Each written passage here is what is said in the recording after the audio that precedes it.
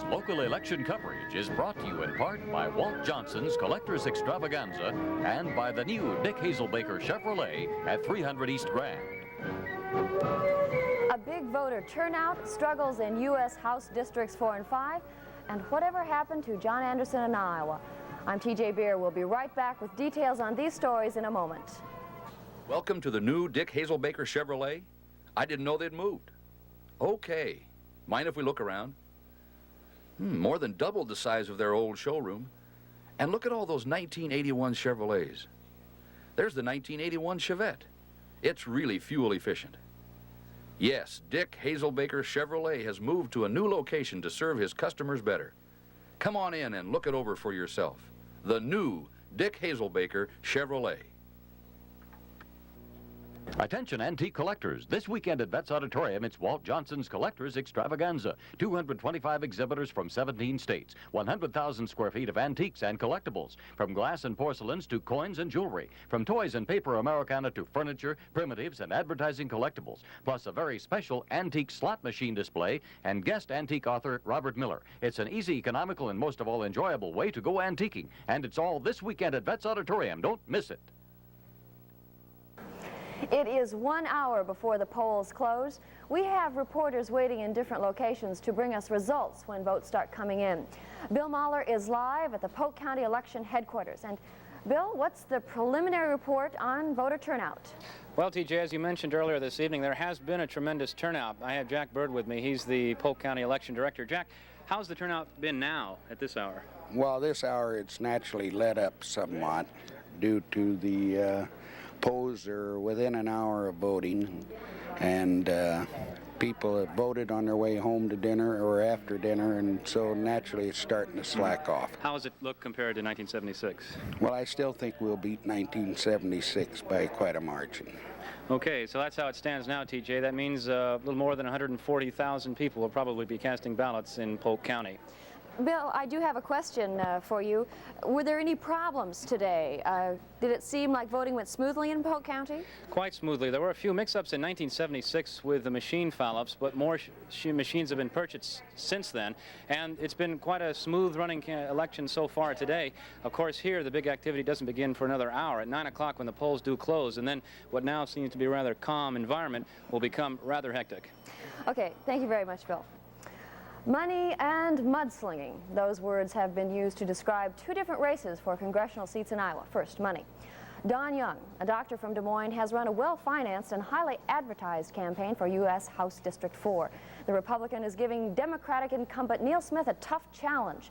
Young maintains that Smith has been in Congress too long. He blames Smith and Congress for inflation and other economic problems. Now, Smith, on the other hand, says the length of time in Congress is not as important as the person who is in Congress. Smith has served on the House Appropriations and Small Business Committees during his 22 years in the House. Smith is particularly concerned about the large amount of money candidates spend to get into office. Now then, in House District number 5, name-calling has marred campaigning. Republican Cal Hultman, the Iowa legislator, is the challenger. He's called Democratic incumbent Tom Harkin cowardly. Hultman claims that Harkin is running away from his voting record and the record of Congress. If elected, Hultman's goals include halting the grain embargo and getting rid of the Energy Department. Hultman also wants to see the U.S. budget in balance and deficits reduced. Now, Harkin says he's not running away from his record. He says he'll run on his record. Harkin is proud of his work, claiming he's helped to reduce dependence on foreign oil and break up oil monopolies. Harkin also says he's helped to cut federal waste and he's helped agriculture. Harkin says he's helped increase target farm prices and farm credits for Iowans. Well, a foreign policy speech was not John Anderson's strongest asset in his independent campaign to get votes in Iowa. Nevertheless, the Anderson campaign did attract support from moderate Republicans and some disenchanted Democrats. Votes for Anderson will probably play a role in who is selected to be President of the United States, even though his campaign has not reached the level of support that organizers had hoped for. So how are they evaluating their campaign now? 13's Barry Zoller is with Ben Gibson, the coordinator for the Anderson campaign in Iowa. John Anderson has no chance to be president, no chance to win any states with any electoral votes. In fact, the last 2 days, President Carter in his campaign has been trying to woo John Anderson voters. Canada's campaign chairman Robert Strauss has said that if the president loses, it is because Anderson took Democratic voters away from the president. But Anderson has denied that all along. He says that if the president loses, it's because of his performance or lack of performance the last 4 years. With me this evening is Ben Gibson, who is Anderson's campaign coordinator here in the state. Ben, if Anderson does indeed lose, what impact do you think he will have had on the presidential race? Well, we think his impact is going to be quite significant. Of course, the total vote that he gets is a measure of the impact.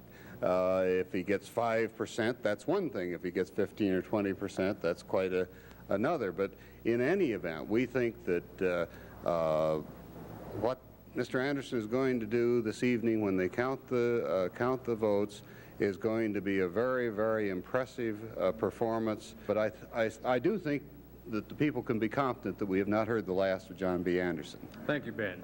Ben Gibson with the Anderson campaign. I'm Barry Zoller here at Anderson headquarters. Now back to you, TJ. Thank you, Barry. We will have results on how Iowans are voting for president, including the Anderson vote later in the evening. It is 1 hour before the polls close. You still have time to vote if you haven't done so already. I'm TJ Beer. Stay tuned for more local Decision 80 coverage.